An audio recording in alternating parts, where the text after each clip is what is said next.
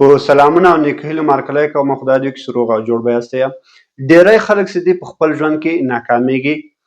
نو دا په دې معنا نه ده چې دوی غلطه پرېکړه کوي یا هم غلط تصمیم نیسي، بلکې دا په دې معنا ده چې دوی په خپل ژوند کې اصلا هېڅ تصمیم نه نیسي، هېڅ پرېکړه نه کوي چې تر څو دوی خپله لاره وټاکي او مخته ولاړ سي. نو ځینې وخت سختې پرېکړې کول چې دي مشکل دي، ځکه دواړه طرفونه مثبت او منفي لري. خو مهمه دغه نه ده چې موږ ستاسې سل په سله کې ښه پرېکړه وکړو، بلکې مهمه دا ده چې موږ ستاسې یو واضح او منطقي پرېکړه وکړو. نو نن ورځ غواړم ستاسو سره د سختو پرېکړو په اړه باندې خبرې وکړم چې څه رقم کولی شو په ځینو حالاتو کې موږ سخت تصمیمونه ونیسو او ښې پرېکړې وکړو. نو دلته یو څو لارې دي چې د هغو په واسطه سره موږ ستاسې کولی شو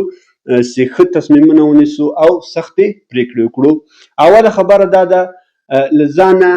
دغه دوه پوښتنې وکړه، که چیرې زه دغه کار ترسره کړمه او که چیرې زه دغه کار ترسره نه کړمه. د مثال په ډول سره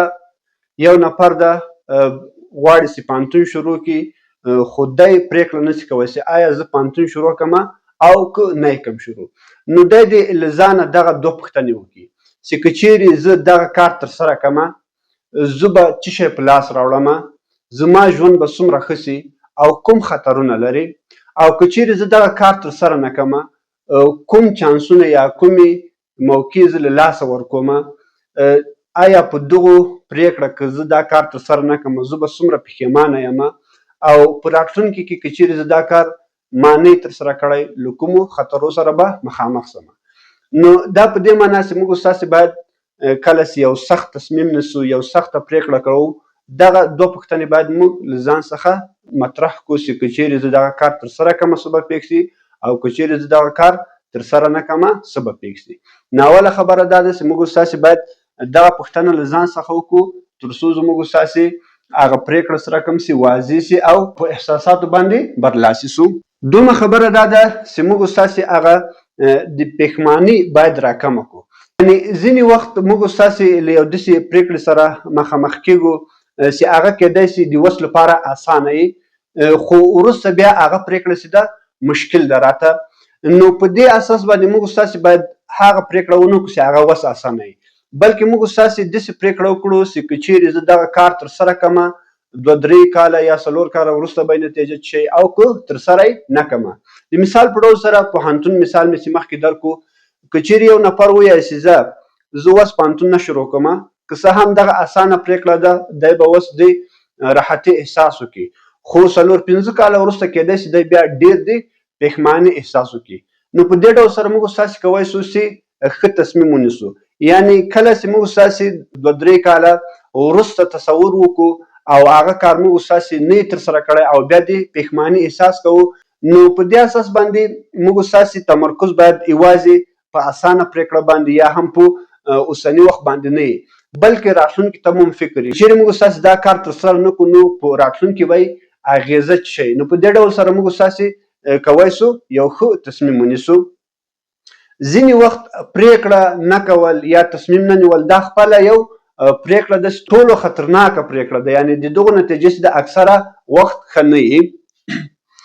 بله خبره دا ده که چیرې موږ ستاسې اقدام ونه کړو د دغو اکاسټ یا قیمت څومره ده، یعنې په دې معنا ځینې وخت په وس حال کې موږ تصمیم نه نیسو او په یو ډول سره مخته روان یو، خو کله چې 2-3 کاله وروسته فکر وکړو نو موږ ستاسې ډېر وخت ضایع کړی او هغه تصمیم چې موږ ستاسې باید نیولی و هغه نه ده نیولی، نو اوس بیخي له ډېرو مشکلاتو سره مخامخ یو. نو موږ ستاسې باید له ځان سره فکر وکړو چې که چیرې دا کار زه اوس ترسره نه کړمه نو هغه قیمت به یې په آینده کې څومره وي، یعنې دا به ماته څومره سخت تمام سي، څومره به ګران راته تمام سي. نو په دې ډول سره موږ ستاسې کولی شو چې یو ښه تصمیم ونیسو. او بله خبره دا ده چې موږ ستاسې باید د 10 کوم رول یا قانون چې ده هغه باید عملي کړو. دا په دې معنا چې موږ ستاسې کله یو تصمیم نیسو د راتلونکي په اړه باندې باید له ځان سره فکر وکړو چې 10 دقیقې وروسته به زه کوم احساس کوم، چې کله یو طرف انتخاب کړم، یو پرېکړه وکړم، لکه مخکې مې مثال درکړی و چې زه که پوهنتون شروع کړم او یا یې نه کړم شروع، 10 میاشتې وروسته به زه کوم رقم احساس کوم، 10 کاله وروسته به زه کوم رقم احساس کوم. نو په دې ډول سره موږ ستاسې کولی شو یو ښه تصمیم ونیسو او هغه سختې پرېکړې چې موږ نسو کولی په اساني سره انتخاب وکړو، نو بیا په هغو کې یو لاره انتخاب کړو. نو په دې ډول سره موږ استاد کولی سو ښه تصمیمونه ونیسو، یا هغه سخت تصمیمونه اکثره وخت موږ استاد په خپل ژوند کې ورسره مخامخ کیږو، هغه په ښه ډول سره ونیسو. آخري خبره دا ده چې موږ استاد باید یو فیصله وکړو، یو تصمیم ونیسو د دې په ځای باندې چې موږ استاد زیات فکر وکړو. یعنی کله چې له دوه انتخابو سره مخامخ سو، د دغو قوانینو په اساس باندې باید موږ استاد یو انتخاب کو او له هغو وروسته موږ استاد باید اقدام وکړو، نه داسې موږ استاد خالص فکر کوو چې کوم ښه ده او کوم نه ده ښه. نو په دې ډول سره موږ استاد کولی سو چې په ښه ډول سره تصمیم ونیسو او موږ استاد مخته ولاړ سو. دغه سختې پریکړې یا هم سخت تصمیمونه چې دي دغه اسانه کیږي نه، بلکې موږ استاسې قوي کیږو او بیا کولی سو یو ښه تصمیم ونیسو. ځکه که چیرې موږ استاسې یو منطقي او روښانه تصمیم ونیسو نو هغه راتلونکی به مو